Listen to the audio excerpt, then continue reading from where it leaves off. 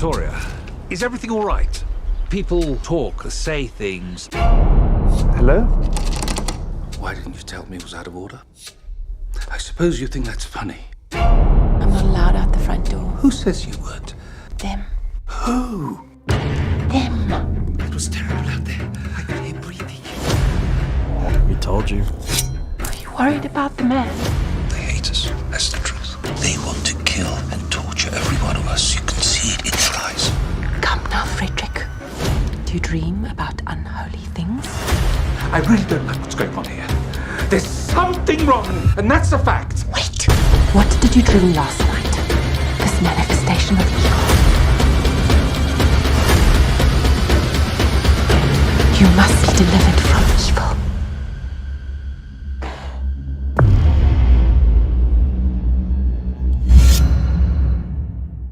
Brown-haired albino was unbuttoning his coat, his eyes on Cermak, who was shaking hands with Roosevelt. Well, it's wonderful to see you, Tony. A lovely gesture.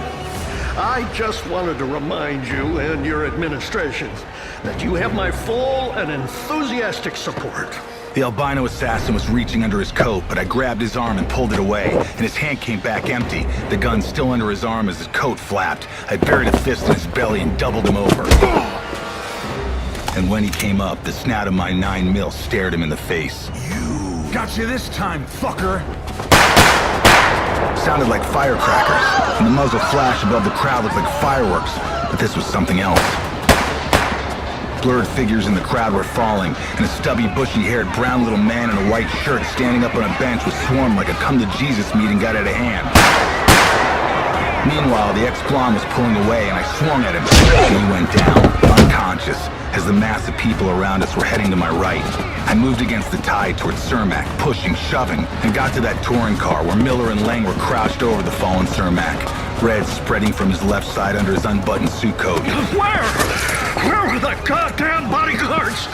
I had the blonde, Your Honor. He didn't fire the round. Some bushy-haired little creep. This was no time to tell him he'd been shot by his son-in-law's gardener. What the hell? They got me after all, Heller. The crowd was turning into a mob. Miller, Lang, and I were hovering over Cermak in the quiet of the storm. Heller, get your people out of the way. We need to move the president and his vehicle out of here. For Christ's sakes, Cermak's been shot. Take him with you. Get him to a hospital. Roosevelt, sitting in back, heard me. Put Tony in here and get us the hell out. The shooter's big revolver was clicking on an empty chamber now. But that must have had an 8-round rod, as I found myself on a battlefield where bleeding audience members wandered like wounded warriors, helped by their dazed loved ones.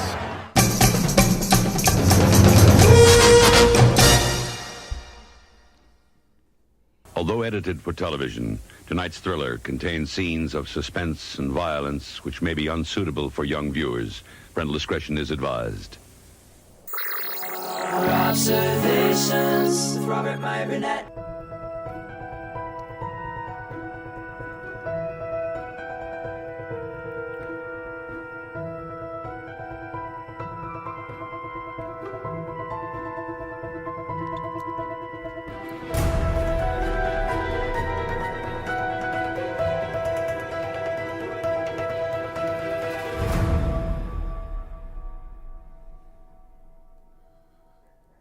Well, greetings, imagination connoisseurs. Once again, it is I, your Duke of Dope Discourse, your master of fun and wonder, your viceroy of verisimilitude, your sommelier of sci-fi and cinema, your evangelist of the imagination, and of course, your existential Mr. Rogers. That's right, moi, just coming right at you from the battles on X, on Twitter. I'm bruised and battered. Anyway, this is Robservations, and I'm, of course, coming at you members of this, the Post-Geek Singularity community, you imagination connoisseurs who stick with me through thick and thin. This is Robservations episode number 1070. You know what? I think I've got to get to the end of... I've got to get to 1,100 episodes by the end of 2025 so I can roar into season 9 feeling I've accomplished something. So, you know, it's really interesting. I got to talk a little bit about Badlands. I got to talk about Predator Badlands. So, I was talking with a friend of mine that works at 20th Century Studios, and we were discussing over the weekend. They were a little forlorn, you could say, because they thought that Predator Badlands, it was performing a little bit below tracking, and they thought it was going to be maybe another bust. And I was like, no. As a matter of fact, the movie's going to exceed tracking. And they're like, no. They were convinced it wasn't. I said, look, man, I'm telling you, it's going to exceed tracking. I went to the theater. I saw the way people responded. And then it started to eke up in terms of box office. And by this morning, this person said to me, there's no way that the movie's going to do 40 million this weekend. And I said, yes, it is. And I wouldn't be surprised when the Monday actuals come in that you'd be at 41 or 42. Don't be surprised, because the movie is a great time. It's a great time at the picture show. And sure enough, I mean, I don't know where it's going to wind up at the end of Sunday, but it's doing well. And it's doing well because why? It is a really fun time at the movie theater. Now, hey, you can take issue with my opinion about this, but, you know, whether you want to get cynical and say Rotten Tomato scores don't matter, as of about an hour ago, the audience rating on Rotten Tomatoes, which is now verified, you have to, of course, go see the movie to vote, was at 95%. 95%. Why? Because the movie's really fun. It delivers. It's a really entertaining science fiction action adventure. And as I said in my Out of the Theater review, I really enjoyed it. As you've heard on my last Robservations, I thought it was a lot of fun. There was nothing about it that didn't make me chuckle or put a smile on my face. And it was a combination of many different disparate elements. Now, what's really interesting is that from a certain quarter of the internet that I've also participated in, and many of this area of the internet are friends of mine, I think that this movie in particular is being unfairly maligned. It's being tarred and feathered with a certain brush. Man, I've heard a lot of people, you know, talk about the feminization of the Predator. And I'm just like, I'm listening to this going, okay, I get it that there's a humanoid, there's a android, artificial person, as we say in the Alien universe, that happens to be Elle Fanning. That's a woman that's blown in half, you know, and all that. And there's a plucky animal sidekick that actually there's a really fun twist in the movie. All of these things go back. You can find their roots, and I was saying this online, in early to mid 20s, or 20th century, early to mid 20th century action adventure pulp fiction. Literally, I mean, you'd think with the movie Pulp Fiction coming out, 31 years ago, that people would ask themselves, what was Pulp Fiction? You know, and Pulp Fiction were these stories that were written. They were considered pretty disposable, printed on pulp paper, and there was a lot of action, adventure, detective, romance, science fiction, high adventure pulps. These were very, very popular pre-television. And a lot of them dovetailed into radio and that kind of thing. And in terms of some of the writing, I mean, you go back to Conan, Robert E. Howard, you go to Edgar Rice Burroughs, of course, Barsoom, Tarzan, all that stuff. All of this kind of writing was the very basis of a lot of our action, adventure, science fiction, and fantasy literature. All of it can be traced back. And I made the comment, I said, you know, Predator Badlands takes a lot of its cues from the same writings. And I said, when I said the word classic, people reading comprehension's tough. I said classic mid-20th century pulp fiction. And people are like, how dare you? They were like incensed that I was comparing Raiders of the Lost Ark with Badlands. I wasn't comparing the two. I was saying that their origins came from the same place, which they do. So, I mean, and also I saw an interesting interview with Dan Trachtenberg about a lot of the video games he was playing. Big gamer, and he had touchstones from video games that he'd been playing for the last 20 years. I would have played I saw the video on Instagram, but it was really interesting. So here's the thing. As a scholar of this kind of pop culture, I find it interesting and fun to discuss, and this is not something that I just figured out like today. Back in 1981, when Raiders of the Lost Ark came out, a lot of people went back and were showing clips of the actual pulp serials that they would play before movies.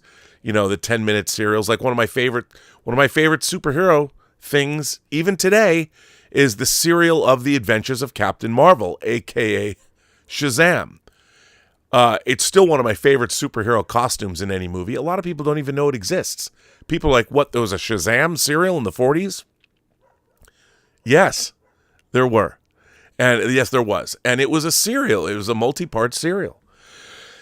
And I even went, and people didn't understand what I was saying. I was getting roasted or ratioed, as the kids say, by what I was saying. And, I was trying to make the point. I'm not sitting there going, I know everything. I'm just trying to make the point of where these kinds of things were coming from, and what it was that I was trying, the point I was trying to make. Well, a lot of people just weren't having it. And, people say I'm out of touch. I get the whole boomer thing. And I'm like, well, I'm not a boomer, but I understand like where people might be coming from with this. But for me, it's more of tying one thing to another and seeing the evolution of entertainment, and how can these old tropes or this old pulp material still have relevance in the 21st century. That's what's important. And I went, and got a few, like, for instance, a lot of people talk about the Dark Horse comics. Now, this was, of course, Dark Horse did an Alien versus Predator. This is not the first miniseries, but they were the first people to do a miniseries. And the Dark Horse Alien versus Predator miniseries was really great. And interestingly enough, Steve Perry, the author Steve Perry, he wrote a novelization of the first Alien versus Predator comic miniseries. And in that novelization of the comics, he created the term Yautja for the name of the Predator race. Now, that was not canonical. It's now canonical, which began in a novelization of a comic book. So, when you think about, for me, growing up with Dark Horse Comics, what they did with the Alien franchise, the Predator franchise, and Star Wars, so much of it was so great because the authors who were writing the comics and the books the books that were based on the comics, or just novelizations in general, really thought through, as great authors do, the universe. And they had to make things work. So if you were reading Dark Horse Predator comics in the late 80s and 90s, there was a lot of delving into the Predator culture. And a lot of that came from those pulp traditions. For instance, okay, here's an example of a pulp magazine. I don't know if this is from the 30s or the 40s, but this is a real pulp magazine. And then, for instance, here is a Dark Horse Alien versus Predator omnibus cover. Now, I mean, you can see, I'm not saying they're exact translations, but they come from the same sensibility. Here's a more recent painted Predator cover, Predator Primal. I mean, this might as well be Deck, And then you look at another pulp cover. Now, Indiana Jones comes from, if you look at the guy in the background, you might recognize characters like that were in 1981's Flash Gordon. Here's Thrilling Adventures. Does that guy look like Mola Ram? Is he wearing Mola Ram's headpiece that you see in Indiana Jones and the Temple of Doom? I'm not saying it's exactly the same thing, but Aztec gold, call it what you want. But these are where all of these stories were derived from. I'm not making this up. Here's Predator Jungle Tales. I mean, these are things, these are from more than 30 years ago, and then look at this. I mean, all of this sensibility is right out of the mid-20th century and Pulp Fiction. Here's another good one. Predator Hell and Hot Water. Here's a predator on an alien planet with a damsel in distress. Another Dark Horse comic. I mean, these are not, I'm not talking out of my ass. I'm just pointing it out. And the thing is, these connections are fun. It's not me being ridiculous. And of course, everyone's jumping all over me. And it's just, it's frustrating because I'm trying to have a really isn't this cool? Aren't these connections neat? And then you go back and you look into the past, and there's so much great stuff. My business partner, Mike Bodden, is working on a series of stories that he's created called The Wasted Lands. And he's now working on those stories. He's done all of his writing. He had some, Dave Dorman has done some great artwork for his Wasted Land stories. And he even had an ash can version you could get that he had at Comic-Con a couple of years ago. He's now working on a very, very esteemed comic book writer with him to further flesh out this universe. That is also, it's got a little steampunk in it, but it's definitely informed by this mid-20th century pulp sensibility. And that's where all of this stuff comes from. And when I see it writ large on the big screen, I don't understand when people are talking about how you've literally got one of the most classic stories in the world. Youth, a young member of the tribe, needs to go out into the world and needs to prove himself. The Aboriginal walkabout, call it what you want. It's part of so many cultures throughout history. It is the most classical of classical stories. And that's where Dan Trachtenberg, the same was true. Prey had those same elements in it as well. And, I'm watching this kind of stuff, and I think that Dan Trachtenberg, between Prey, between Killer of Killers, and now between Badlands, what a cool trilogy that comes from one auteurist sensibility. Now, people can choose to like it or not, but the fact is we're getting authorship, which is what I'm always looking for in my entertainment. I want to know that where people are coming from, they have something that they know that they want to impart, and it's evident in their work. And I think now that we have 3 pieces from Dan Trachtenberg, he did a wonderful job of making the Predator franchise after... Look, I wanted to love Shane Black's The Predator. I mean, Shane Black himself was in the first Predator. But I think Dan Trachtenberg, it's really interesting what he's done. And he has added a female element, but I don't see that there's anything wrong with that. And it's weird, the feminization of Deck the Predator. Why? Because, remember, Elle Fanning isn't a real woman. It's just a robot that's made to look like a female. It's not one or the other, unless, standard pleasure model, you know what I'm saying? Which is what Pris was in Blade Runner. That's a different thing. I don't think that they were that. But again, that goes all the way back to the pulpest of the pulp. And it's not like it's been unique in terms of the Predator franchise, as evidenced by this cover. Hell and hot water, I'll say, hubba hubba. And it's just something that, and how people, you don't want to see the Yautja civilization. I've been joking on this channel and other YouTube channels for years about the scene at the beginning of Alien vs. Predator Requiem, where we see the Predator homeworld. And the funny thing is, we've seen predators hunting on Sundays. They have they have technology. They've got faster than light travel, which means there's a bunch of predator scientists. You could probably do a Big Bang Theory starring predators. We would never take it seriously, but imagine a predator culture that has super science, that can design that kind of cloaking technology, that has nukes, that has everything that predators have. Not everybody's hunting all the time.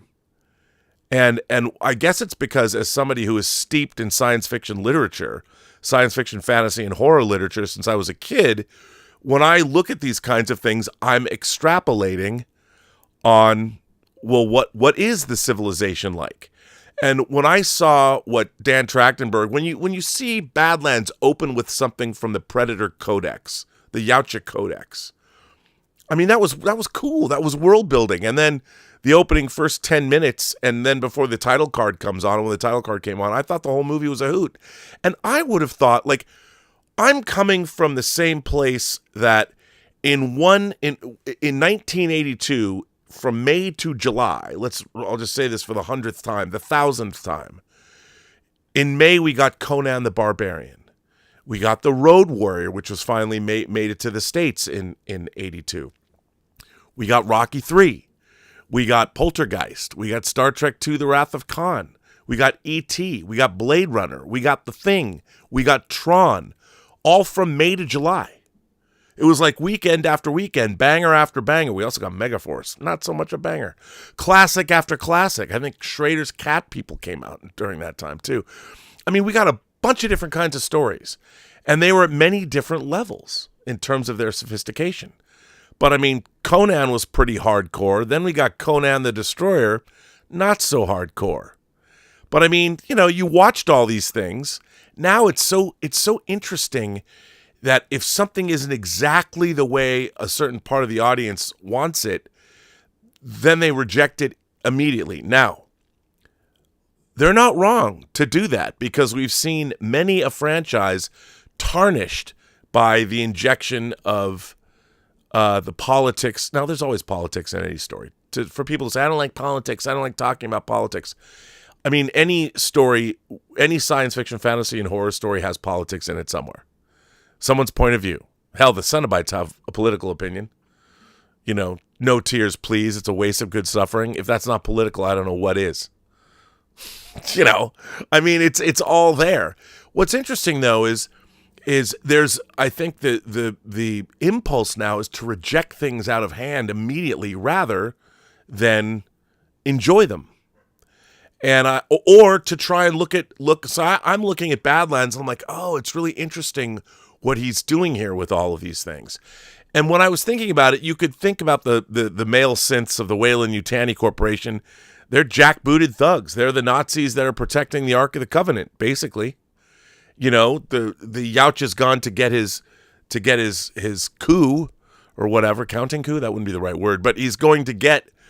And there's things that are happening there that's right out of classical storytelling that has been in a number of different stories. And people are like, well, that's not the way a predator is supposed to look. They say he's the run of the litter. Deck hasn't grown up yet, And then you get, it's just weird to me that you're presented with something that should be enjoyed and people rejecting it because it's not like this other thing where it actually is like many other things, but people aren't spending the time to look. I had somebody say to me that I don't understand the testosterone-filled movies like Rocky and like Die Hard. And I wrote back, you do know Rocky's a romance, right? What happens at the end of the movie? If you were to ask somebody, what happens at the end of Rocky? Say it with me now. Adrian! I mean, it's a woman's love that helps Rocky go the distance. And there's nothing wrong with that. And then Die Hard. What is John McClane trying to do in Die Hard? He hasn't arrived at Nakatomi Plaza to vanquish a bunch of terrorists. He's gone to reconcile with his wife. He's traveled across the country to get back together with Holly so he can be with his family. That is the driving force of Die Hard. Did people scream, well, it's the feminization of John McClane? No. He's the everyman. That's the point. That's why the story is so great. It's because he isn't Arnold Schwarzenegger. He isn't the most powerful man on that team of commandos. John McClane doesn't have time to bleed either. He doesn't have to say it, though, because he didn't expect to bleed at the beginning of the day. So it's so weird to me that people throw this stuff at me, and it's funny because I could just see when I throw back Rocky's it's a romance. Now, it's, of course, more than that, as most great stories are. They're multifaceted. But to say something like that blows people's minds. And I think to myself, but that's been self-evident to me since 1976. I was 9 when I saw Rocky in the theater. And I saw it in the theater, like opening weekend. It was a big deal. It was a great movie. But even as a 9-year-old, I understood it was a romance. And I understood that Rocky's love for Adrian and what Adrian, when Adrian, I don't know if it's in Rocky 2 and she says win, but I mean, and then the montage starts. That's why those movies are great, because they have those real life grounding moments. Anyway, you all know this. Everyone watching me right now knows this. But it's frustrating because I feel like I want people to enjoy things more. I mean, look, man, I'm a guy that watched Message from Space and Star Crash in the wake of Star Wars. I loved them. I'll watch, Godzilla Final Wars, and I'll be tickled when the alien controller from Planet X, even though he's probably not in that movie, but let's just say he is. I like to think he is. When he says of the Roland Emmerich iguana, when the controller says, I knew that salmon-eating iguana wasn't any good, or whatever he says. I mean, I take delight in that too. I like Showa-era Godzilla movies, and I feel like now people can only, would people even like something like The Last Starfighter if they saw it today? I don't know. It's so weird to me that people are only keyed into, they're only watching, their only touchstones are these movies that become these iconic franchises. And I'm like, but there was so much other stuff to like and learn from. But anyway, y'all know that. You don't have to listen to me bang on about it, but it is true, and it's frustrating, and I only get frustrated because I want to share the knowledge, and hopefully that knowledge will help people like things more. I mean, that's what makes it all fun. I'm sitting in the theater having a rollicking good time watching Predator Badlands. And the people I was sitting in the theater with were too. And I want everybody to, because it is a rollicking good time at the movies. I mean, it's not fucking War and Peace. It's not Lawrence of Arabia. It's not my beloved Ennui trilogy of La Notte, La Ventura, and The Eclipse. Nor is it supposed to be. It's supposed to be exactly what it is.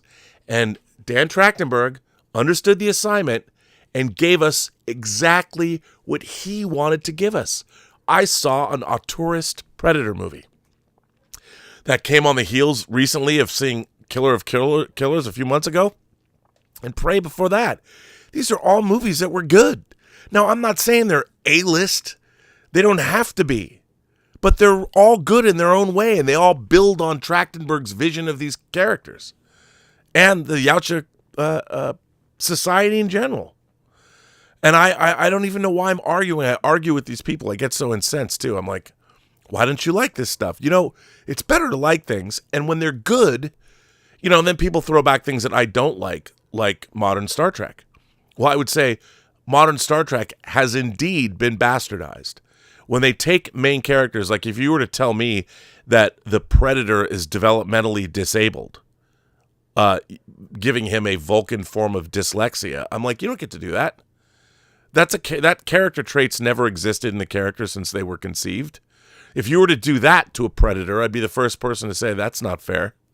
You're injecting your own personal life into this character it's not yours to do that with. One of the things that you are when you take over an IP is you are a custodian of the entire IP. And it's up to you to figure out interesting ways to work within it. It's not for you to make the characters about you. You've got to be working about the IP itself, not about what you think needs to be imbued into these characters or whatever. That's not the right way to handle it. You're a custodian of something you didn't create. And that's different. So, anyway. But this show is not necessarily about me. This show is about you. I've got to catch up on some letters. I got some interesting letters to read. And I don't know why they've all disappeared on me. Hopefully they will pop back up. And I will get them. And the conversation that I requested could not be loaded. You know what? I loaded all of these email conversations early on, and for whatever reason, now, if I have to go back and get them all again, that would be frustrating. Well, all right. I'll have to start again. I'll have to start again and just go get them, and hopefully I'll just go backwards. I think I'll remember them, and I apologize. You do this early on, and I did all of this, and for whatever reason, somehow Somehow Palpatine is returned and fucked up my fucked up my show. Oh, that's why it signed me out. Maybe they'll come back when I sign back in. Hold on. It signed me out of my Gmail. Aha. Now let's see if these will come back. And I can just read them. Oh, well, unfortunately, no joy there. So hold on with me a second, everybody.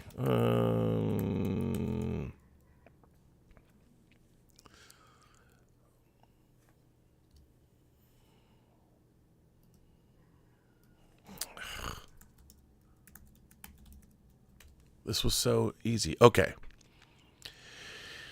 Here we go. Speaking of which, now this one Aditya Sohani?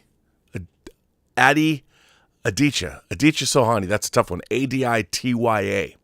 Aditya Sohani writes, "Hi, Mr. Burnett. When I saw how giddy you and John Campea were talking about your thoughts on Predator Badlands, I bought my tickets for that Friday evening itself. Typically, I wait for Sunday.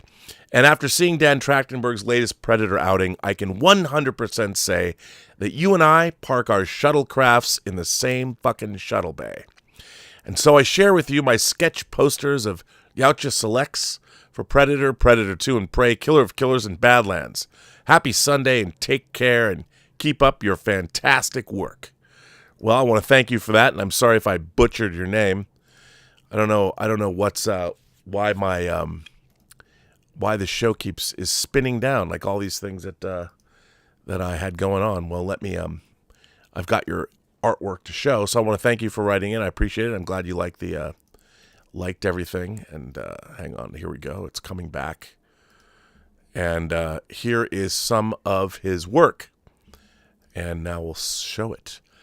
I think that's really, really cool. That's cool artwork for Prey. I like the way you drew those figures. And here is Killer of Killers. Very nice work. And here is, of course, Badlands. And then here's the work that you did for the early Predator movies, Predator 2 and Predators. Predator 2 and Predator, the original Predator.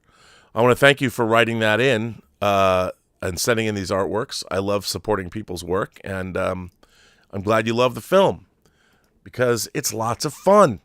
So thanks a lot for that. I really appreciate it. And very cool. Very, very cool.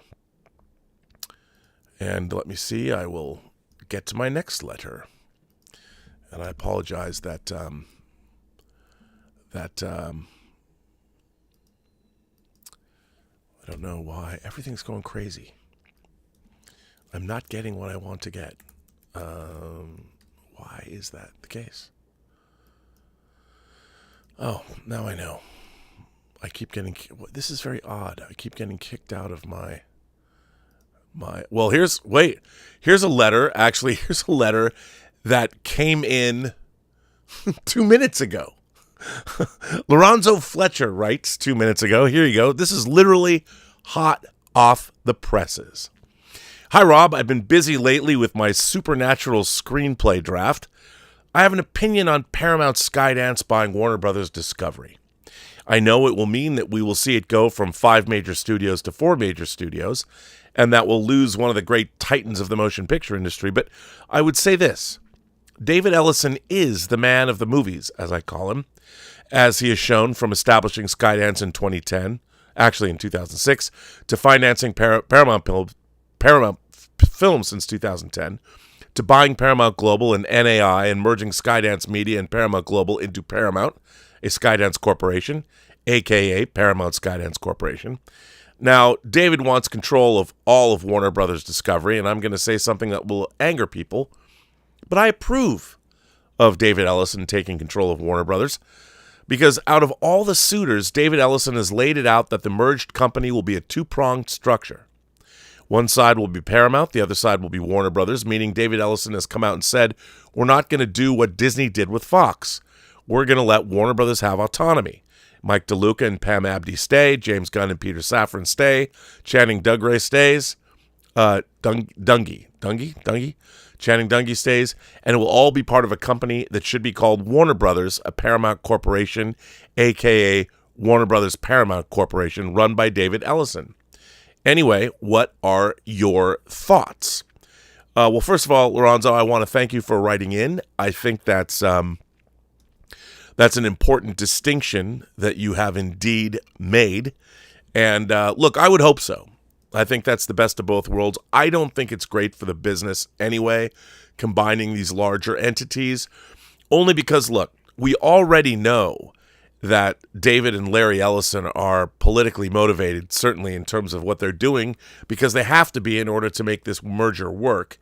And I feel that anytime there is no absolute autonomy for any media company, whether they're delivering news or whether they're delivering motion pictures or television, that they're politically motivated, it's going to affect the kinds of stories that are being told. And I think that's unfortunate. Warner Brothers, in its history, like when it was making gangster movies in the 30s and 40s, was courting controversy even back then. But they knew where their bread was buttered, and they made those stories anyway. So I would like to see that continue, and I would like to see that autonomy continue. But business is going to be business. So if it is the case and the inevitability that Skydance does in fact buy Paramount, and that looks pretty more likely by the day, well then, I think that allowing them to stay autonomous and keeping Pam Abdi and Mike DeLuca in place is the best way to go. So I'm with you on that, and I want to thank you for your thoughtful letter. I think that was great. So thanks for that one, and I appreciate it.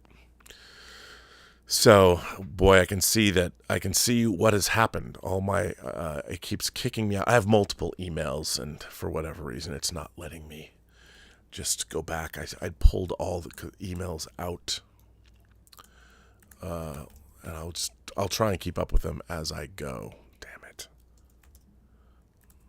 This is very frustrating, especially because I actually did this show earlier. So, let's see. This comes from Brian Huckabee. Brian Huckabee writes, I just want to get your attention, Rob. Nothing really special to wax on about, but I just wanted to let you know that I finally bought Mark Altman's documentary, 1982, The Greatest Geek Year Ever. I wanted to actually own it on physical media first before watching it, and it came in on Friday, and I plowed through the whole thing, and I loved it. You, Mark, and all the usual band of rock stars really did a wonderful job dialing in what made that year so special. I just wanted to say thank you, bravo, and well done. Live long and prosper, Brian Huckabee, and that's he has a YouTube channel, Huck's Pop Culture Cafe, and on Instagram he's at hucks.pop.culture.cafe. Well, Brian, I want to thank you for writing in. Very much appreciate you saying so.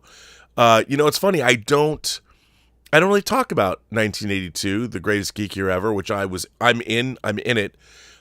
It's about all those movies that I was talking about and a lot more, and a lot of the people that worked on those movies and made those movies, in addition to pundits like myself, appear in that documentary. It was aired on the CW in a multi-part series, and then the physical media has more than was actually aired. So I think MVD put the series out, and you can still get it on Blu-ray if you want. So thanks for getting it, and I very much appreciate you taking a gander. Okay, now this is another one, another name. I can't even. Okay, it's Sasha Cizada. Sasha Cizada. What a cool name, first of all. Sasha Cizada. It's Ciezata. Sasha Cizada. Says, hi, Rob, big fan of your show and thoughtful takes on film culture. I'm an independent artist with a new graphic novel series called The Hippie Hunter that I discussed on the Bret Easton Ellis podcast. Well, that's pretty cool. It's a psychedelic neo-noir set in 1969 Los Angeles and based on real events. Well, you know what, Sasha? It just so happens that I have the covers here. It's a 2-volume series. Here's The Hippie Hunter, Volume 1. I like this cover a lot. And here is the Hippie Hunter Volume 2. These are available on Amazon right now. And now I want to go listen to the Bret Easton Ellis podcast that you appear on. And a psychedelic neo-noir set in 1969 Los Angeles. Count me in, based on real events. All the best. I hope you can check it out. And I've told Bret Easton Ellis he needs to have you on the podcast. I would love to hear that conversation. Well, you know what? If I was on the Bret Easton Ellis podcast, that would be one of the highlights of my career.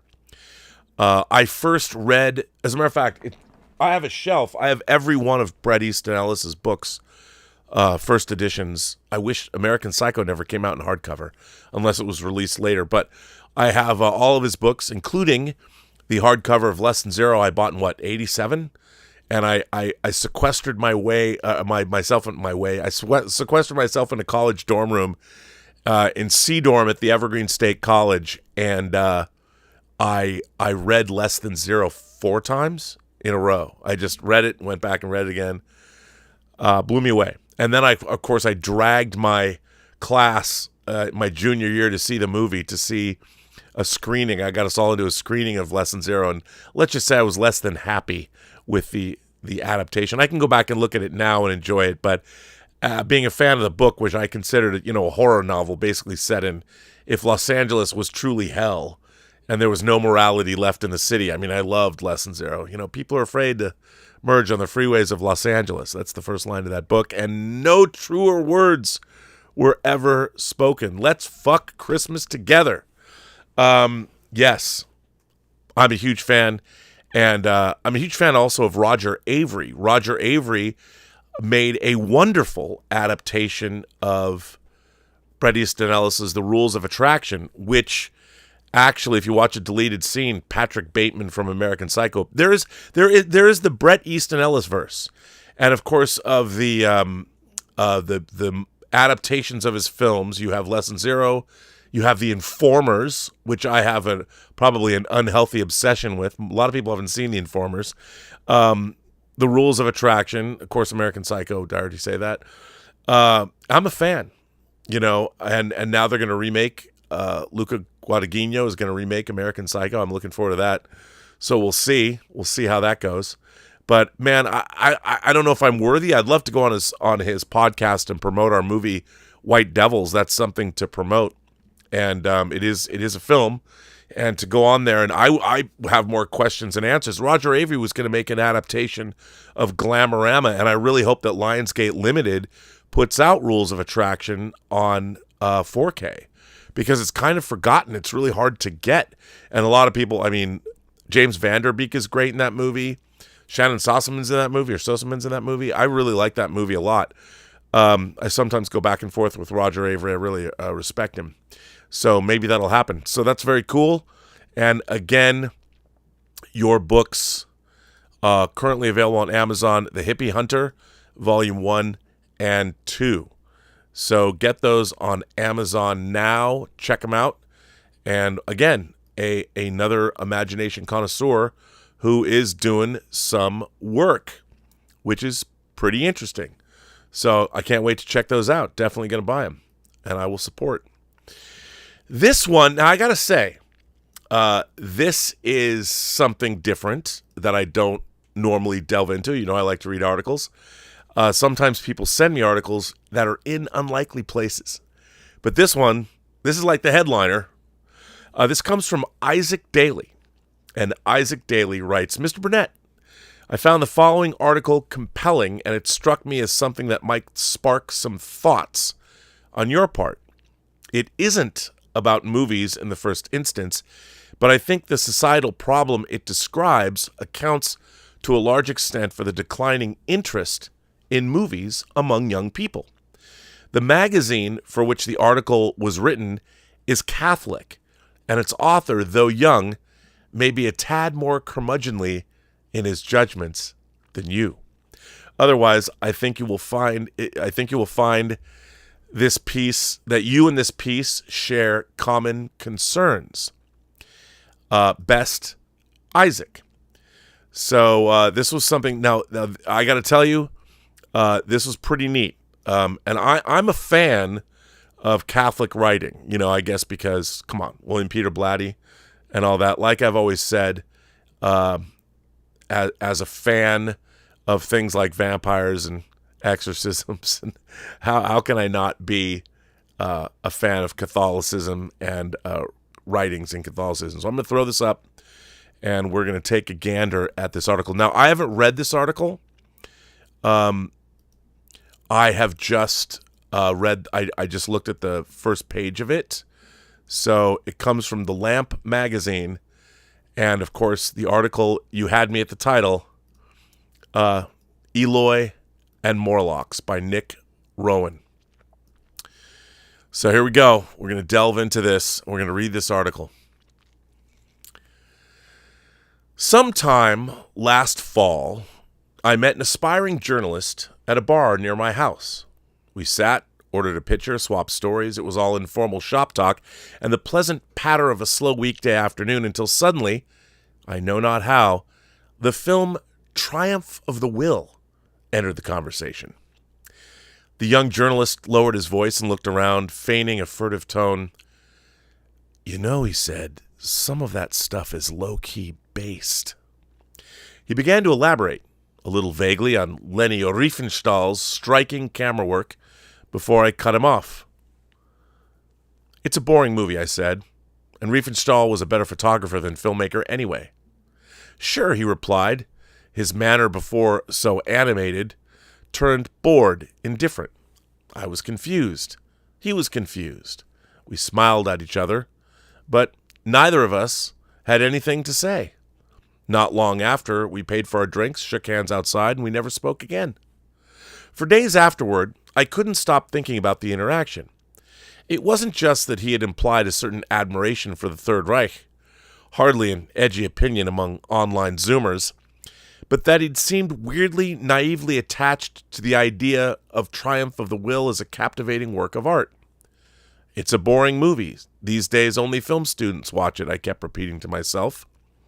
What are the odds that a based 21-year-old kid hooked on zins with no prior knowledge of Weimar cinema sat through all 2 hours of a documentary about a Nuremberg rally? It seemed unlikely. In fact, it was absurd, as I soon discovered. Around the same time we met, National Socialism was enjoying something of a renaissance on my journalist's favorite news source, TikTok.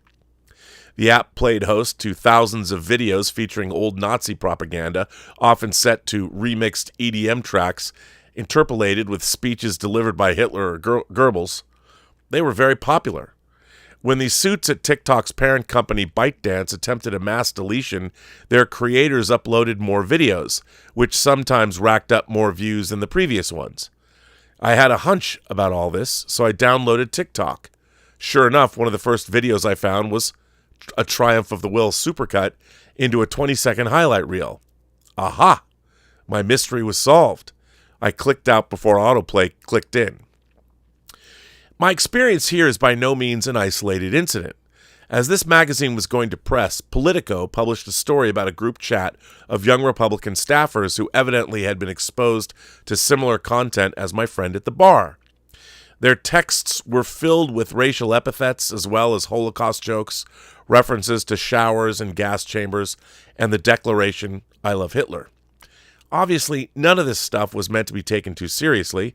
I doubt these guys are capable of seriousness, and I don't think they developed their beliefs, if we may debase the term, through prolonged study or considered thought. Their minds probably operate like that of my journalist. They allow their understanding of the world to be imparted to them by algorithmically delivered content. Their views are acquired passively.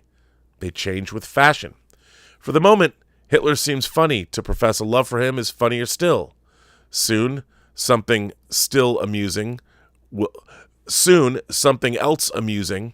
will come along and the Führer will be forgotten. I relate these stories not just to criticize certain political tendencies picked up on the internet. Plenty of people do that already, and with good reason. It's hard not to feel anxious about online radicalization, especially since its worst effects are so blatantly obvious. These days, whenever there's a mass shooting, or as we saw in September, a political assassination, it quickly emerges that the perpetrator had spent thousands of hours in front of a screen. His eyes, drinking in filth that, once thoroughly ingested, impelled him to violent action.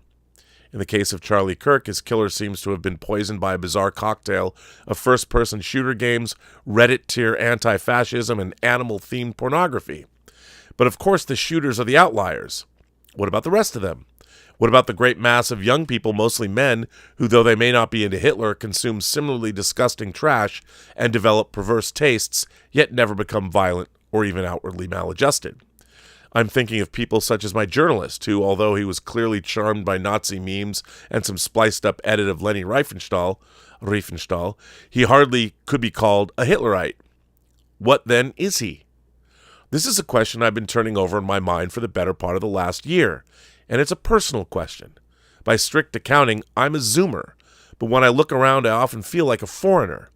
I'm young enough to understand the patois of a generation raised on short-form videos, memes, and increasingly content created by artificial intelligence, but old enough not to speak it myself. In instances such as my encounter at the bar, I have found that what presents as a belief or interest or a conviction is better understood simply as an exhale. My interlocutor may call himself a fascist or a vitalist or any number of other political, social, sexual labels, but in truth, he's only breathing out which he most recently breathed in. Usually his understanding of his chosen identity is subliterate, and his attachment to it is non-ideological. Anyway, he's only playing. He may be a Nazi today, but tomorrow he might slide off his armband and instead tie on the head of the activist's keffiyeh. For those who seek to make the world inside their heads accord with the reality outside, you know what? I don't know what this word is. The insouciance? I have to look this one up. Hang on. I don't know this word. It's a great word, though.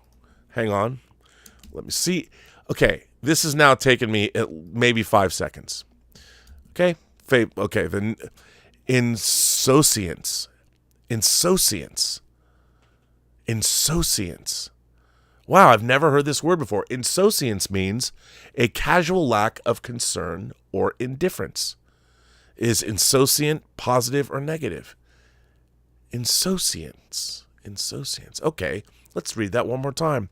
For those who seek to make the world inside their heads accord with the reality outside, the insouciance of the younger set can be unsettling. But for many members of my generation, it comes across naturally as breathing. This attitude is not just limited to political affiliation. It manifests itself in every part of our lives. When we were kids, sociologists called us digital natives. The idea was that we were the first generation for whom use of the late 20th century's technological tools, the internet, the personal computer, the cell phone, would be expected, even commonplace. They were certainly correct that we would all have smartphones, but the oldsters were wrong to think that we would treat their innovations as anything approaching tools. And it's not that we treat them as toys either. That's a boomer tendency. The Zoomer relationship with advanced digital technology is more primitive. We live in it. It lives in us. It is all we know. It is practically a prerequisite for our existence. We are digital natives, yes, but a more precise term for my generation might be the Eloi. Anyone who has read H.G. Wells' The Time Machine remembers the Eloi. A time traveler from the late 19th century visits England in the year 807201.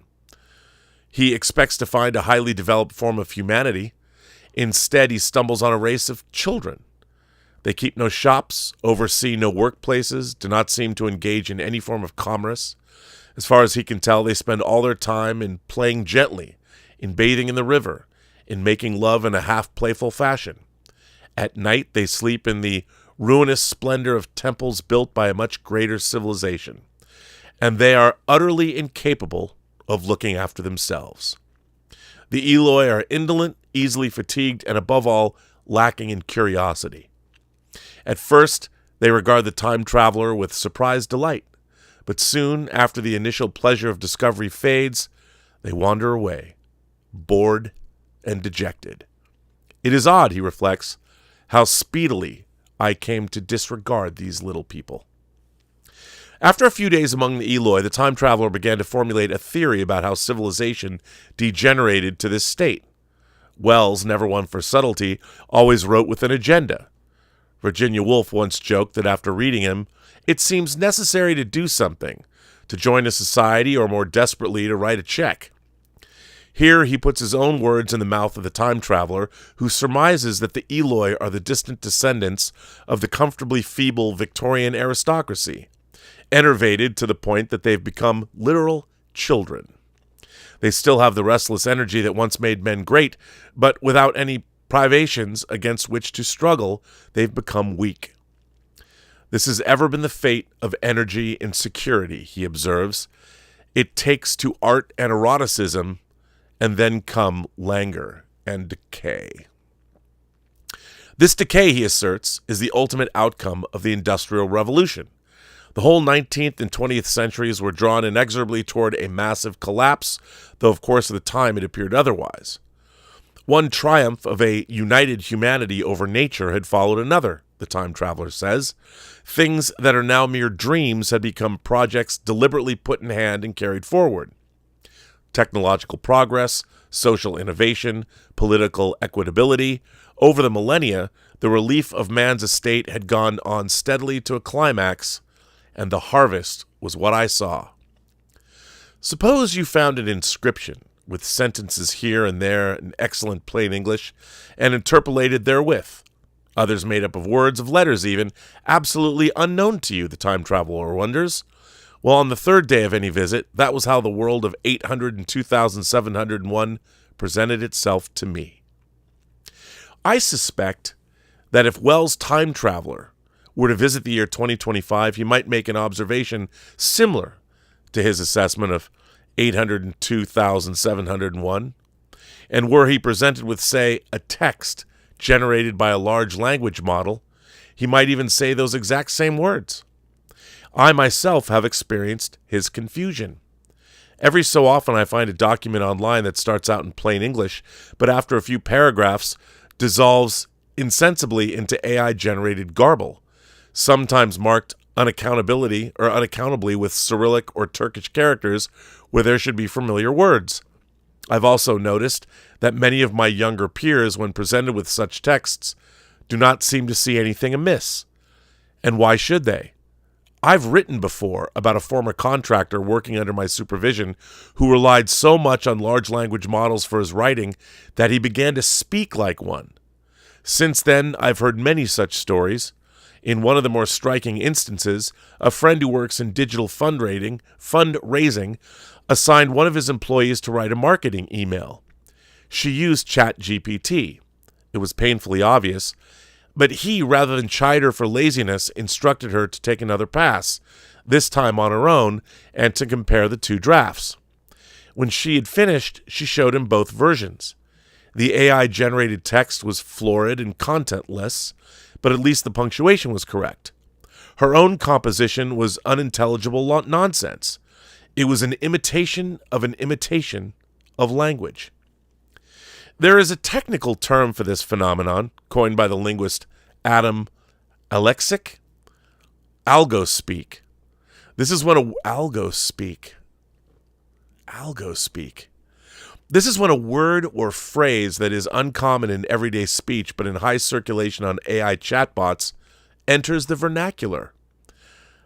Alexec's most instructive example is delve.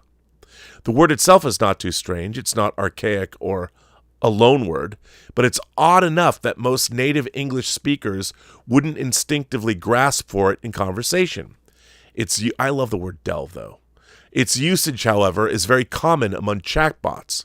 According to Alexic, it's because when AI companies were programming their large language models, they farmed out much of the design to low-wage workers in Nigeria and Kenya, where delve is used at slightly higher rates than in American English.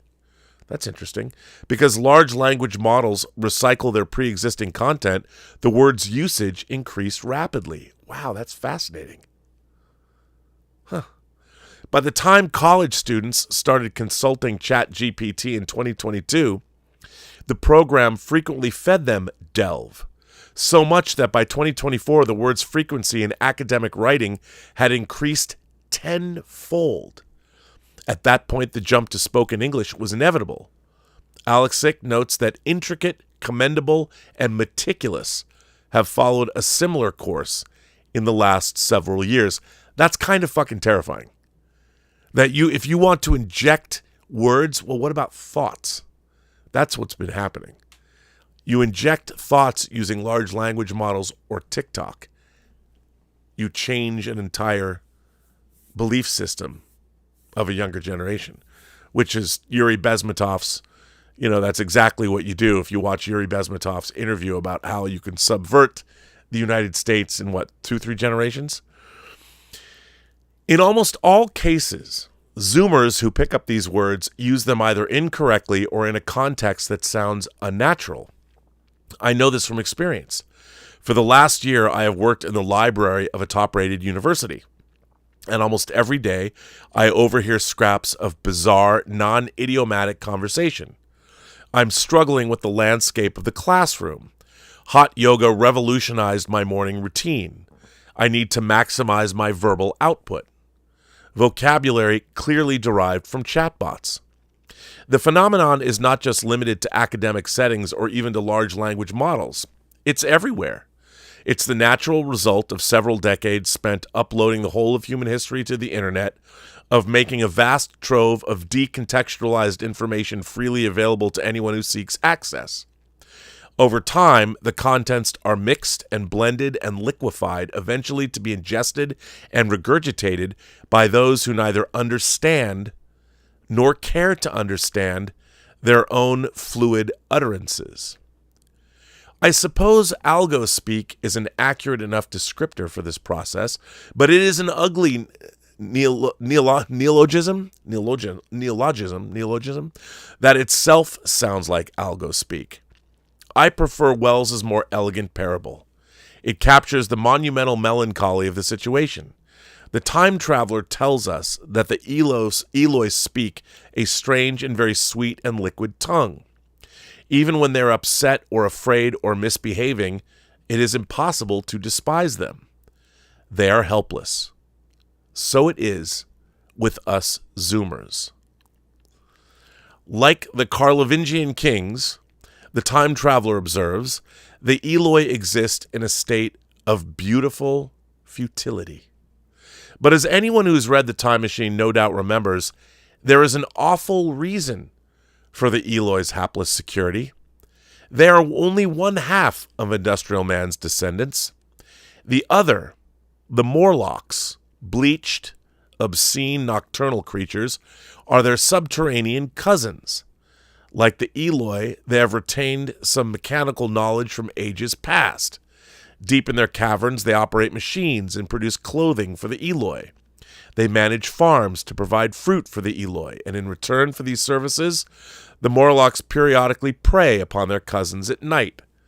How nauseatingly inhuman they looked, those pale, chinless faces and great lidless, pinkish-gray eyes, the time traveler exclaims upon first beholding them. Taken together, the time traveler concludes, and here Wells is preaching again, the Eloi and Morlocks constitute a frightening corrective to industrial society.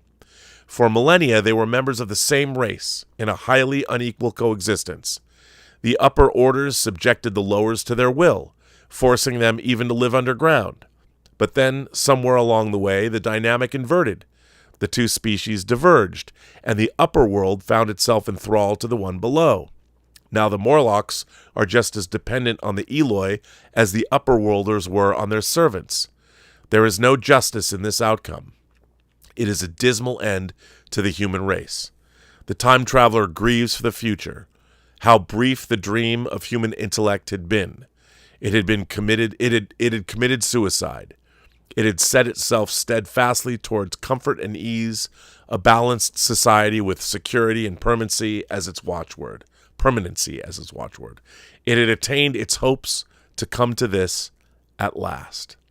Obviously, Wells is engaged in a peculiarly English form of class analysis, but I do not think it is irresponsible to extend this analogy. If the great mass of Zoomers are the Eloi, who are the Morlocks? Many of them are also young people, digital natives, who rather than consume trash online, produce it. I'm talking about social media influencers, lifestyle coaches, podcasters. Me? And incidentally, the people who make my young journalists Hitler videos. Like Wells's freakish mongoloids, they faintly remember the functions of tools at their disposal. They know, sort of, that computers and phones were built as the hardware through which the information superhighway of the internet would run. But since their understanding is rudimentary, their works are crude.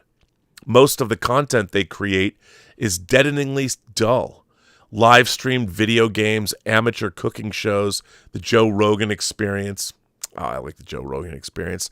Some of the uglier ones traffic in pornography and snuff, and almost all play Eloi in their off hours, consuming similar garbage put out by some other content creator, or as the case may be, some bot. Though, of course, since they make this stuff themselves, they should know better. Still, these Morlocks are only half-breeds. They clothe and feed the Eloi, but rarely are they cunning enough to exact payment for their work. The really dangerous Morlocks, the ones who toil away in the deepest caverns of Earth, actively seek to devour the Eloi. By this I mean the wunderkinder of Silicon Valley and their camp followers who maintain and extend the framework that supports the Eloi's world. These Morlocks may call themselves visionaries, but in truth they're only farm technicians who feed the livestock, tinker with inherited machinery, and run the slaughterhouses. Sometimes their role becomes painfully clear. Earlier this fall, for example, a man who looks like an actual Morlock, Sam Altman, announced that OpenAI would be retooling its flagship product, ChatGPT, and by the end of the year, in the beginning, Altman said OpenAI was being careful with mental health issues, especially since the new product ran the risk that the weak-minded might confuse the large language model for a human mind. But now that everyone is using ChatGPT, and after all the market is expanding, Altman announced that he was comfortable removing many of the content restrictions formerly imposed. As we roll out age gating more fully, and as part of our treat adult users like adults principle, he said, we will allow even more, like erotica for verified adults. Those last two words, verified adults, gave the game away. What was initially sold as a world-changing technology, what has accounted for a great majority of American economic growth in the last year, is really nothing new at all. It's yet another way to sell porn to an audience too desperate, too addicted, too dumb to refuse. Another bad bargain, another circle around the drain. The Eloi give themselves over to the care of the Morlocks, and the Morlocks feast upon the Eloi. One of the brilliant things about the time machine that Wells offers is no resolution. The time traveler arrives in the year 802,701 and suffers several days of mishap, but then he's off again deeper into the future. 30 million years hence, he beholds the rayless obscurity of the sun's death. Presumably between the final haunting moment and his visit to the Eloi and the Morlocks, the two races he left behind continued much as they did for hundreds, thousands, perhaps even millions of years. The Eloi frolic during the day and tremble at night. The Morlocks, meanwhile, work away all day in their caves and at night collect their dues. Neither have much reason to break the cycle. The Eloi are too weak to rise against the Morlocks, and besides, fruit and clothing are the price of slavery. As for the Morlocks, to see daylight, to leave behind their caves and their machines, is too much to ask. They are incapable of seeing a world beyond the darkness. Recently, I was thinking back on my aspiring journalist. I wouldn't like for him to come to a bad end, but I worry that he will anyway. He is just one lonely Eloi, and the Morlocks are already laying claim on him. Wow, man. This is by Nick Rowan, and Nick Rowan is the managing editor of The Lamp and a fellow in the Robert Novak Journalism Program through the Fund for American Studies. Bravo, Nick. You're younger than me, but I'm proud to have read this. This was in issue 31 of The Lamp, a Catholic journal of literature, science, and the fine arts. You know what? You have a subscriber in me. What a great article. Now,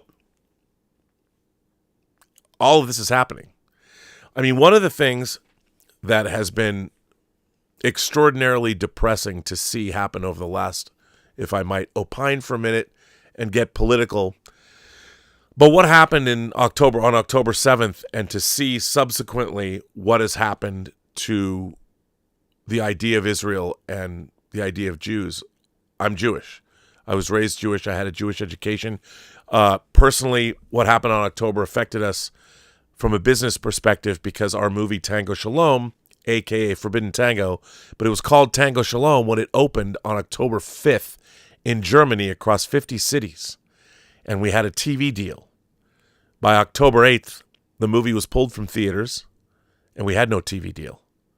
But it was a lucrative enough deal that it could have definitely paid for, the movie was not very expensive, but it could have got all our investors paid back, and we all could have put a couple of shekels in our pockets. Now here's a movie that was actually literally blessed by the Pope. Yes, that's right. Tango Shalom was blessed by the Pope in the pages of the Vatican newspaper. And it was a movie, and the reason he blessed the movie because he liked the film's preaching of interfaith dialogue between, say, Jews and Muslims. That was part of the movie. And I have watched over the last, being raised a Jew, especially in the 70s, a lot of what we learned about was the Holocaust and what happened to Jews in Eastern Europe for hundreds of years. A lot of entertainment was dealt with the Holocaust. A lot of World War II stories. There was a TV miniseries in the 70s that starred James Woods and Meryl Streep called Holocaust that was a big deal when it aired. Of course, I was obsessed with The Winds of War and War and Remembrance to the point of I went and read Herman Wouk's gigantic books. I was obsessed with World War II. I read The Rise and Fall of the Third Reich, which you definitely should read. Everybody should read it. And what's amazing is, all the material that was made about the Holocaust up until Spielberg's Oscar-winning Schindler's List released the same year as Jurassic Park. People forget in 1993, Steven Spielberg had 2 movies come out that he directed. Jurassic Park and Schindler's List, which finally won him his Oscar for directing. Now, what happened, the thing that obsessed me as a kid about what went on in Germany was that one day it was decided, it was part of the plan, but it was just decided that German Jews, some of them who had resided in Germany for hundreds of years, that had long-standing businesses and families and property and all those things, they just decided, one, they did things like, we're just going to tax your businesses out of existence.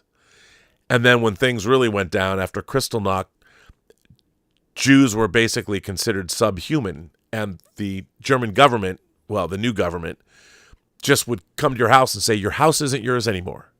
It might have been in your house for 200 years, but it's not yours. Get the fuck out.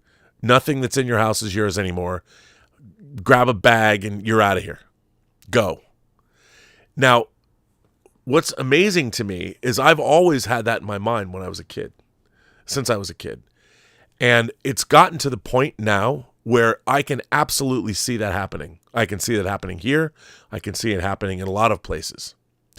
And I won't get in, I won't get into the politics of it all, but what was important was there was a lot of media, a lot of movies, and these were movies that got a lot of attention and people watched them. Lots of people watched them.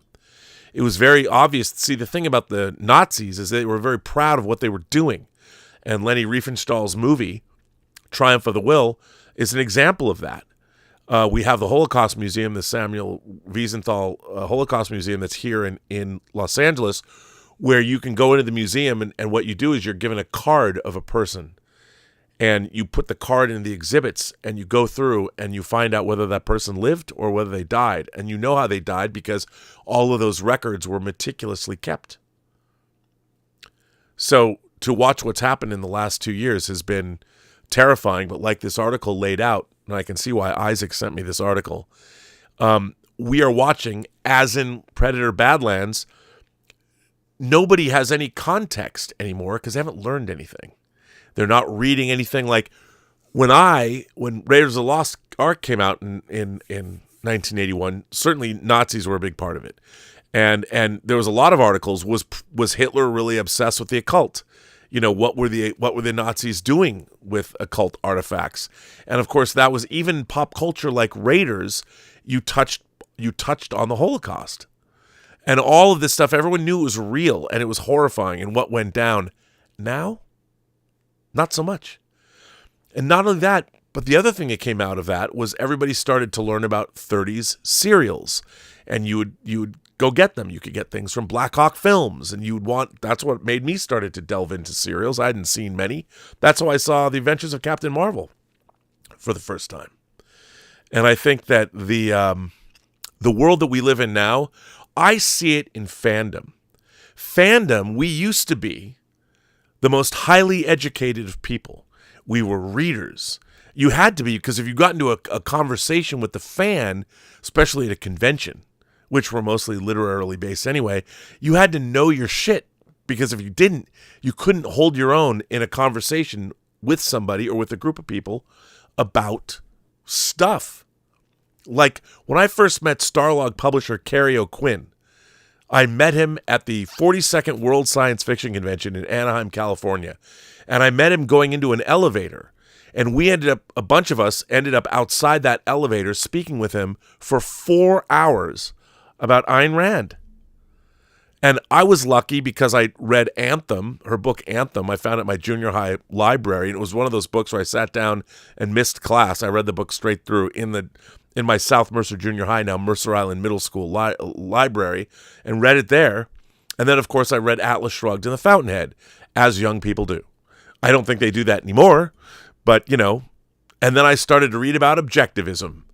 Obviously, I couldn't look at Ayn Rand videos on YouTube like you can now, but I mean, I used to think that was kind of a rite of passage that high school students went through. You had to read Atlas Shrugged and The Fountainhead. I haven't met a lot of people that read Anthem, though. That's interesting, because that was overtly a science fiction novel. But anyway, what are you going to do? Nowadays, I'm sorry to say, the fan community especially, and I don't mean to come down on fans, but I'm shocked at how little fandom actually knows about the things they love. Because nobody before, you had to go, and I'm not blaming them because the world is different. We didn't have the internet. So if you wanted to find out about things, you had to go find out about them. You had to make the effort. You had to take the bus and go to the comic book store. You couldn't download issues. If I wanted a book on film, I had to go get it. If I wanted to get the Star Wars sketchbook or the making of books or whatever, which I have a lot. I still have many of them in this room. You had to go get them. You didn't just hit a button and have it arrive on Amazon. So when you got these things, you poured through them over and over and over and over again. And so you knew these things. You put these weird facts and figures away on the making of your favorite movies, and you'd make these connections. And that's why, after watching Holocaust and then watching, I got to tell you, the reason that I got Louis Shires, Shiner,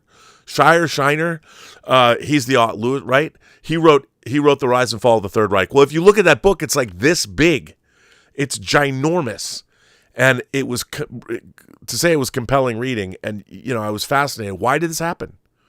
Well, it could happen at any moment again, because no one's read anything and nobody knows anymore. And no one's watching Holocaust movies or anything. So they're making TikTok videos and watching Triumph of the Will, which, hey, I can understand. If you're looking for something to believe in, it has happened before, it will happen again. Anyway, see what one letter, where a letter will send you. You never know. Well, I want to thank Isaac.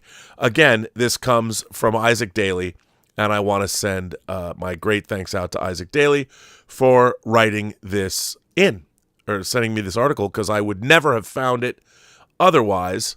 So thank you for that. Let me get to your super chats and tips and read anything that anyone has said. So everybody gets their due. I don't even know if anyone has sent me anything to read. Darth Plato sends a tip in and says, historians do not recommend the 1960 book, The Rise and Fall of the Third Reich. However interesting it may seem to non-historians, there are better books on the period. The book is woefully out of date. I would instead recommend the Evans trilogy. Well, you know, to be fair, I did read that in the 80s, so that could very well be true. You know, at the time, that's what I read. So, and I haven't read a trilogy, but at the time, okay, if people don't recommend that. And that is so far, that seems to be the only super chatter tip you have sent in, which is perfectly fine. I just want to make sure I don't miss anybody. So we will, hold on. Hang on, let me just make sure. And we're good. So let's move on. I've got another letter. And this letter comes from Robert Coleman. Robert Coleman writes in, "Hi, Rob. I hope all is well, brother. I hope you had a good Halloween and was able to squeeze in some good horror movies. I wanted to reach out as November 3rd is Godzilla Day. I'm not sure if you're a G fan. Come on, man. You know I am. I'm not sure if you're a G fan or not, but I wanted to share an article with you from Pop Matters. It's an old article and doesn't even mention the MonsterVerse from Legendary Pictures that started in 2014. The article doesn't even have the author's name, but I wanted to pass it along anyway, as I feel it sums up why Godzilla matters very nicely. So in honor of the Big G's 71st birthday, here you go. In a time when it seems anything with enough saturation can switch from pop culture artifact to cultural icon and then become an object of ridicule even quicker, Godzilla has endured. Most symbols of the 1950s have fallen into the pigeonhole of nostalgia or camp, a reminder of a simpler time, but the Big G has persisted and even evolved. From humble, if schizophrenic beginnings as another gigantic irradiated thing destroying civilization, like many other B-movie creature feature stars, Godzilla then mutated into the first ambassador of Japanese popular culture to be embraced by the rest of the world. 50 years in the shadow of the King of Monsters, and we find Godzilla has been assimilated into the collective unconscious to a point that he is a mutable symbol, changing to suit the needs of the moment. He has become all things to all people. What sort of an impact does a 400-foot-tall irradiated lizard make on life? Whatever it wants to. For the movie fan, Godzilla has a split personality. In one sense, he is the embodiment of power unchecked, the destructive power of the nuclear bomb given life. Conversely, he's the greatest wrestler to ever walk the face of the earth. As a movie icon, Godzilla has gone through several permutations and continues to change. In popular culture, he has been instrumental in bringing Japanese pop culture to American shores, and therefore, it could be said you could blame Godzilla for Pikachu, or thank him for it, depending on your feelings about Pokemon. The cinematic split personality could be traced from the evolution of the portrayal of him in the first film, and then in the subsequent sequels. The original Gojira gives a glimpse into the thoughts of the only people to suffer a nuclear attack, and the fears this could bring to the survivors. Godzilla is a force of nature in the first film, a force spawned by man's actions, but unstoppable and uncontrollable. He is a reminder to humanity that with all of our achievements, there are still things against which we have no power at all. With all the things that happen in the world that could serve as this reminder, it is a monster, a creature from imagination, that helps us best to remember. But this idea of Godzilla would give away to the more well-known one of campy wrestling movies with men in rubber suits. After Toho Studios realized they had a hit and possibly a burgeoning genre on their hands, they came out with numerous gigantic opponents for Godzilla to fight against, Rodan, Mothra, and Ghidorah being the most well-known. All of these films were geared more towards the children's market. They were more simplistic in their portrayal of Godzilla, moving him from the huge, dark, hulking, mindless force, nonpartisan in his chaos, to a more benevolent force of nature. The films throughout the 60s and 70s fit into a pattern of gigantic threat appears, Godzilla appears to fight threat, humanity gets caught in the middle and much property is destroyed as giant monsters clash, and then Godzilla saves the day. In an ironic twist, The one-time force of nature spawned by humanity's meddling in forces we don't understand would come to our aid to put the smackdown on other gigantic threats spawned by our foolishness. This is most blatantly obvious in Godzilla vs. the Smog Monster from 1972. These are the Godzilla movie offspring that usually would make the rounds on Mystery Science Theater 3000 to be lampooned. After 1975, things went quiet, and it seemed that the Kiddie Fair Godzilla would be the Godzilla committed to memory. Then Return of Godzilla 1985 was released. This was a return to the darker vision of Godzilla, and the anti-nuclear message was brought back. Even the nostalgia-inspired addition of Raymond Burr to the American release did not distract from the subtext that once again nuclear power was something that mankind barely understood, let alone controlled. The sequels following Godzilla 85 show that rather than coming full circle, Godzilla has instead spiraled up to a new level of interpretation. He has come from symbol of destruction unleashed by atomic testing to the clownish, oversized protector of humanity, and then to the embodiment of a true force of nature outside of human control but whose actions occasionally benefit us. With such a large presence in the cinema, it's only natural that Godzilla's influence would spill over to other parts of pop culture.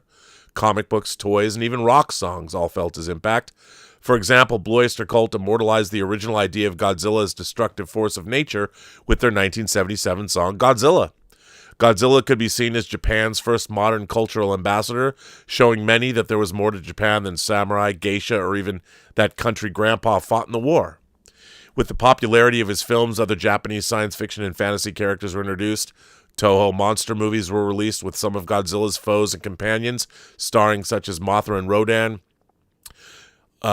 Competitor studio Dai unleashed Gamera the Invincible on Earth, a monster who later became the friend to all children. On television, Japanese shows like Ultraman, Starman, and Johnny Sokko and his giant robot began to get airtime, showing the giant robot heroes fighting against Godzilla-sized creatures.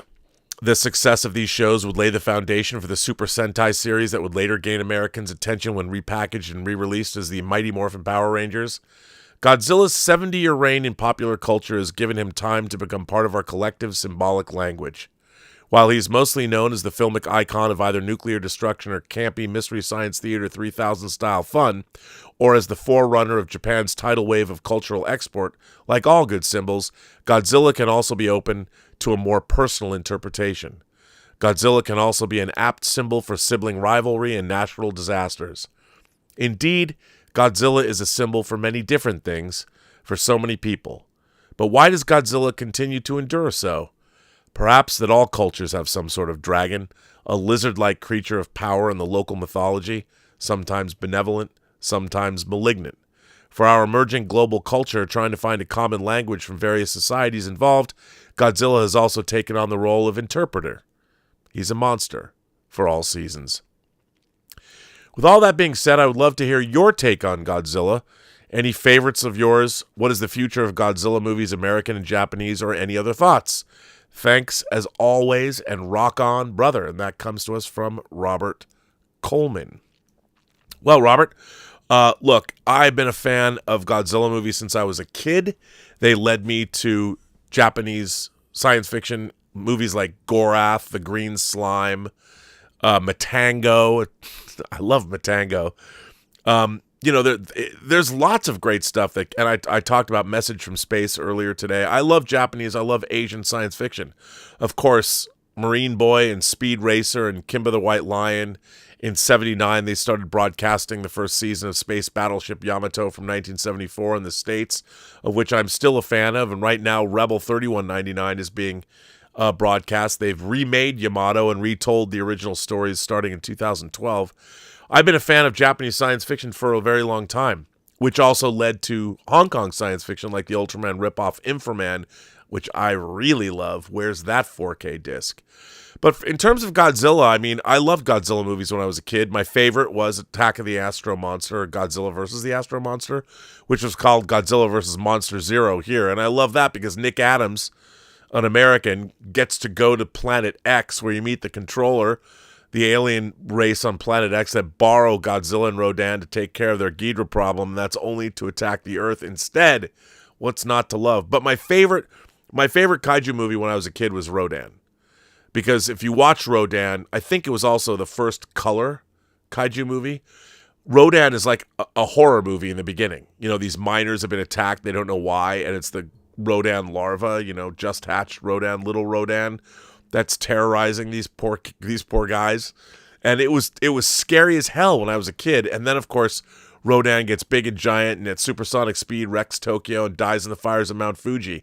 And for me as a kid, I'm like, God, here's everything. Here's a monster, a horror movie about, you know, going into the subterranean depths of out in Japan somewhere where there's creatures and then they turn into kaiju and wreck the cities and die in this melancholy. I mean, it's really sad. The end of Rodan is really sad. I love Rodan. But then I like the entire Showa era of Godzilla films. I even like Godzilla's Revenge only because, you know, you've got this bullied kid and they recycle footage from the other Showa movies. It's not good.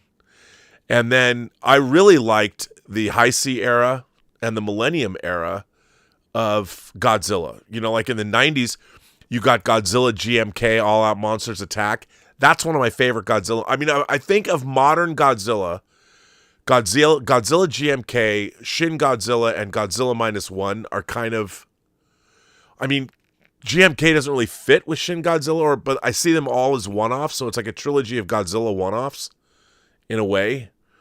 But I mean, you know, Godzilla -1 is like the Skyfall or Casino Royale of Godzilla movies.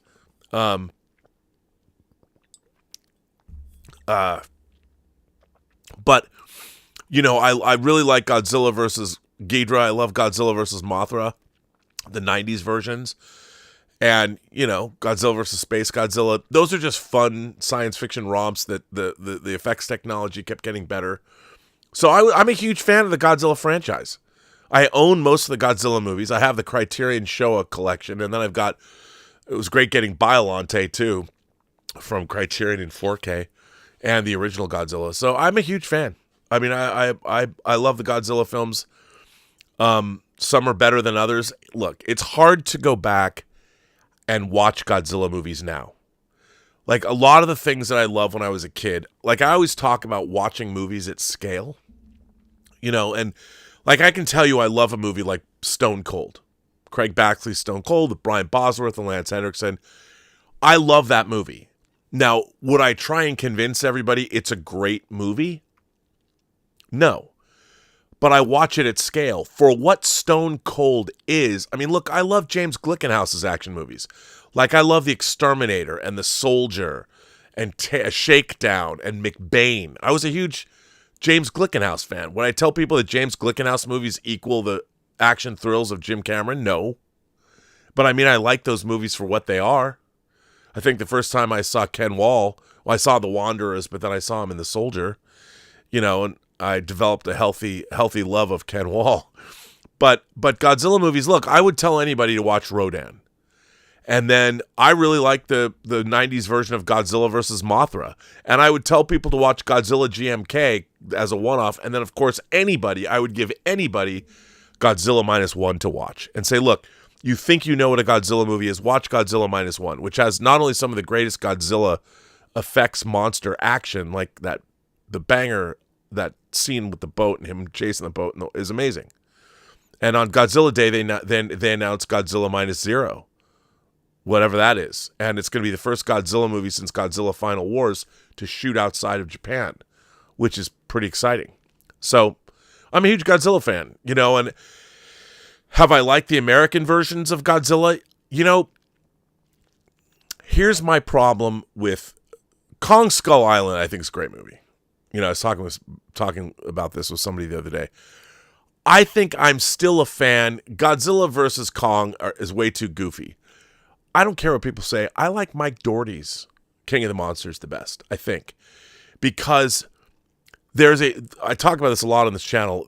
Asian science fiction and Asian fiction in general has a whimsy that we don't have in the United States. And we can never have in the United States. That's why I think, you know, anime has taken off the way it's taken off, and manga as well.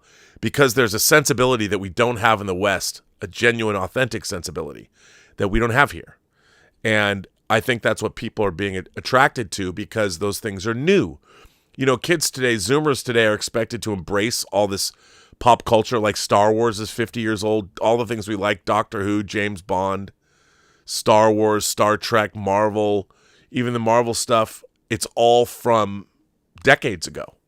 Whereas, I mean, mangas from the people aren't reading, kids, Zoomers are not reading, Gen Z and Gen Alpha are not reading. They're not going back and reading the manga from the 60s and 70s. They're reading all the new stuff. And I think that, you know, Godzilla is a franchise that's been, depending on where you jump into it, you can have any kind of experience with a Godzilla movie that you want. So it's a great question. I want to thank you for writing in. And you actually wrote me another article that was a little earlier. You know what? I think I'll save that because that's another long one. But yeah. So here's a letter. I don't know if I read this. Sometimes I don't remember if I read this, but I thought I would end by reading this letter from Edward Burke. Dear Rob, this isn't really a letter about the PGS, but I saw on your page that your sister had died. I wanted to express my condolences. You always seem to be a strong, well-adjusted person, and I hope you're doing as well as you can. I hate it when people me too their grief, but mine is fresh too. My dad died 6 weeks ago. Grief is a strange thing. Sometimes it hits harder with certain people or even pets. When it's unexpected, it's obviously worse. I've lost my grandparents, my aunt, and my uncle, but nothing like this. I'm feeling worse as time goes by, not better. After my dad lost his parents, he told me, when your parents are gone, you really feel alone in the world. As I said, this really isn't the PGS, but then again, so many people of the movies I loved I experienced with my dad. As I wrote 4 years ago when No Time to Die came out, he introduced me to Bond with Moonraker. We saw almost every Bond movie together after that. The last two films we ever went to in the theater were with me, and that was Skyfall and The Force Awakens. I did read this before. Fortunately, he never watched No Time to Die. My dad and I were quite different. I was a dreamer, and he was mechanical. Still, he did love movies and TV shows and cars and music. Art that really touches, conveys real emotions we feel in our lives, including grief. Most everything we experience in life, we do so with other people, and without them, much of it loses meaning. Anyway, this is a short letter, and I hope you're well, and let us pray for more kindness and thoughtfulness in the world. That comes from Edward Burke. The reason I singled that out, I forgot I'd read that. I've got so many missives from everybody, all of you out there. Emails, texts, messages, letters, people offering their condolences about my sister. And my younger sister was 2 years younger than me, and she was fighting a battle with addiction that she lost in spectacular fashion. My sister was larger than life. She certainly went out larger than life in a bad way, but still. The one thing that's been really, I haven't obviously had a lot of enthusiasm as much over the last couple weeks. It's been really hard for me, only because, the thing that my mom is suffering from dementia, and she doesn't have a short-term memory or much of a long-term memory either. So she doesn't remember much. She's not aware of what happened with my sister, and I don't think she ever will be, as much as you try and tell her. And it's interesting in that when I was up there, I was trying to convey to my mom what had happened, and it happened in her house, and she wasn't aware of it, even when the paramedics came and everything. But it is, like you wrote, that it is like being an orphan, because my mother and my sister were the last people that remembered what it was like to grow up in our household. And there was a lot of fun. I mean, when I was younger, I looked fondly back on the childhood that I had with my grandparents and my mother and my dad. And my dad passed away back in 2006. And I think about my sister and how vibrant she was, but she was the last person that I could ever talk to about growing up. what was it like to grow up in our house? And I never thought that she would shuffle off this mortal coil before myself. But I think that one of the things that I felt that I've lost the most is I'm the only one left that remembers, if that makes any sense. Like, there's nobody I can reminisce with about my childhood. And I didn't expect, I'm older, but I didn't expect to be here and not have that. That was something I didn't know that I would miss. And like when my sister and I would get together, you have a lifetime of in-jokes and you have a lifetime of just memories that you can rely on. It's like when you get together with your nerd friends and you throw out lines from movies that are 50 years old. Everybody knows what you're talking about. Can't do it, Sally. That was half of Free Enterprise was just doing that. And I don't have that. I no longer have anybody that I can talk to. Anybody that I can talk to about my past. And high school or elementary school or synagogue. Going to Temple D. Hirsch on Sundays, and that's a weird thing. It's a weird thing to be here. I'm still in my 50s. And it's weird to not have family that you can discuss growing up with. And I know it's a part of life. I just didn't expect to not have it now. And that's the thing that is odd to me. And that's the thing. And it's funny because it hits you in waves. It kind of, you don't think about it. And you're puttering about your day, or I'm working on some video or going to John's to do the show, or think about what I'm going to do here. And then I stop and I realize that, maybe we should have recorded. With all this technology that we have, I don't understand why people don't record their families, sit each other down and reminisce, whether it's at Thanksgiving, just put your camera up and be like, hey, let's talk about this time you went to blah, blah, blah. And because your family members will remember things that you've forgotten, and we've got this technology. And I never thought to do that as a DVD documentarian. I always regretted not sitting my dad down or my grandfather down and talking to them about their lives. My father was in World War II. He was on a plane with Douglas MacArthur once, even though he was stationed at a listening post in Alaska. And then my grandfather's family, they were German immigrants, and they started a furniture store in Tombstone, Arizona, Schoenfeld's Furniture. As a matter of fact, I found out when my sister died, this is an interesting tidbit, that in my grandfather's house, they found a gun, a Colt. I have a picture of it. I didn't even know this. I didn't even know this until I found out after she passed away. And my sister had it in her possession, since 2006, and never told me that it's this pristine mint condition Colt from 1924 that's never been fired. It was in the box it came in. I would have liked to have known that. I would have liked to know that my grandfather had that, but I didn't. And Susie and I never talked about it. She never told me. I was like, what was that like? What was it like? I don't know what it was like when she found the gun in my grandfather's house. She didn't tell me that, Now I'll never know.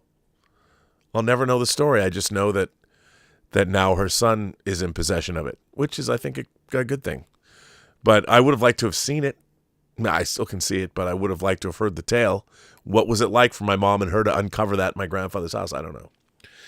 So a lot of people, I want to thank all of you for offering condolences and reaching out. It's a weird thing. It's something I'm going to be processing for a long time.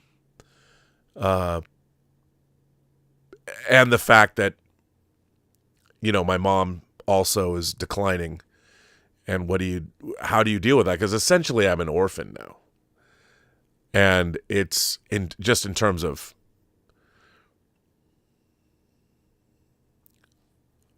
not having anyone that I can discuss my past with. I have my biological sister, but I didn't meet her till I was 29. So, and my biological birth mother passed away when she was younger than me. We were only 17 years apart. And when I met my biological mother, we had a lot of fun together, but she passed away and she was younger than I am now. So it's a weird thing. But anyway, I don't mean to get everybody down. Going from talking about Eloi and Morlocks and then talking about Godzilla, I don't mean to But I do want to thank everybody for reaching out. It means a lot. And, you know, it's never unwelcome. And, yeah. So I'll get caught up with everything I'm doing, all the perks. Somebody asked about the soundtrack for True Noir, which is really good. I'll send them the files, but the soundtracks are going to get printed. And hey, if you want to support what I do, please, if you want to, if you have any inclination, go to whitedevilsthemovie.com, spend $10, $9.99, watch our movies, watch our movie White Devils, tell me what you think about it, because now we're going to try and look and find distribution for it. If you have any ideas, what you liked, what you hated, I mean, we have made a feature film. It'd be nice to get feedback from imagination connoisseurs such as yourself. It'll be available for at least another week, maybe more, I don't know, but if you go to whitedevilsthemovie.com, you can go find it. And for $9.99, you can see our work, and you can tell us what you think. Maybe you hate it. You never know. I'd like to hear either way. But on that note, yeah. So I want to thank everybody for being here. I want to thank everybody for generously supporting this channel via super chats and tips. I know this was kind of an impromptu show. I'm sorry there was no member call this week, and Dieter was under the weather, so we will bring Let's Get Physical Media back next week, and I'll probably be doing as many shows as I can because I want to get to 1,100 shows before the end of 2025.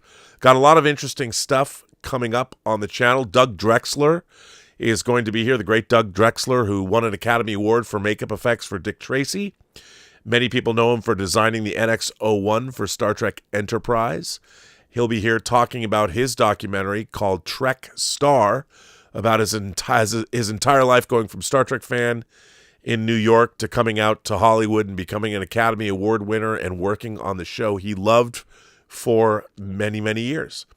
So come on board with us, and that'll be on Tuesday night. And I think I'm going to be on the Brickworks Lego show sometime this week, talking about their new Star Trek The Next Generation Lego set, which, spoiler alert, I like it, despite the misspelling.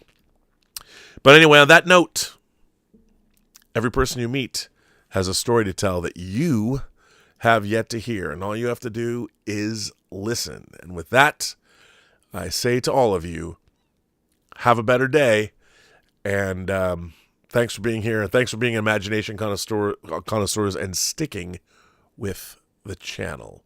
And watch White Devils, whitedevilsthemovie.com. Tell me what you think. Support independent filmmaking. It truly is independent in every step of the word. That's not the right phrase. But anyway, you know what I mean. Anyway, thanks a lot, and I very much appreciate it. So take care. Oh, hang on. Let me go to the end. Look, now everybody understands why I had a Morlock in the thumbnail. So there you go.